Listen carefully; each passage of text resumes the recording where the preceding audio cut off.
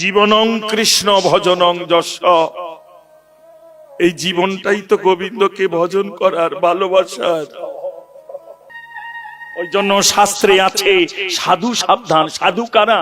শুধু বেশ নিয়ে নেড়া হলেই সাধু না, যে সদা সত্য কথা বলে, সৎ পথে চলে, সাত্বিক আহার করে, যারা গোবিন্দ চরণ বিনে জীবনে কাউকে আপন করলো না রে, তারাই তো সাধু মা। হরে কৃষ্ণ। কোন চোরকে বলেনি, কোন বদমাইশকে বলেনি, কোন নেশাখোরকে বলেনি তোমরা সাবধান হও, বলেনি। শাস্ত্রে শাস্ত্রে বলে গেছে সাধু সাবধান।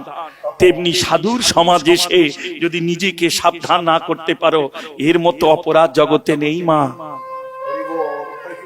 ক্ষমা করো, আমি তোমাদের সন্তান, তাই জানিয়ে গেলাম।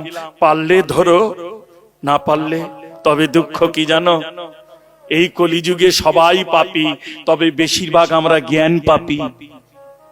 তাই না বাবা? রাগ করবে না, মিলিয়ে নাও জীবনের সঙ্গে। হরে কৃষ্ণ মা, সম্বন্ধ করে নাও। জামাই এলে 7 দিন পরে পরে জিজ্ঞাসা করো, বাবা কেমন আছো? এই পথ দিয়ে তো 7 বার যাও আসো,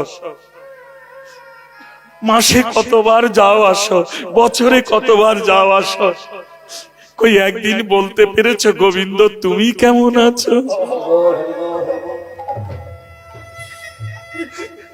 বলো না।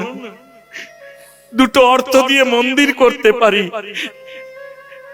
কিছু অর্থ দিয়ে বিগ্রহ এনে নিত্য সেবা দিতে, কিন্তু আপন করে নিতে কেউ পারিনি মা। কেন জানো? একটাই কারণ, কারণ আমাদের ভালোবাসা হয়েছে, তাই তার কাছে পাওয়ার জন্য ছুটে আসা হয়। কিন্তু ভালো না বাসা হলে তার সেই ভালোবাসা ধরে রাখা যায় না।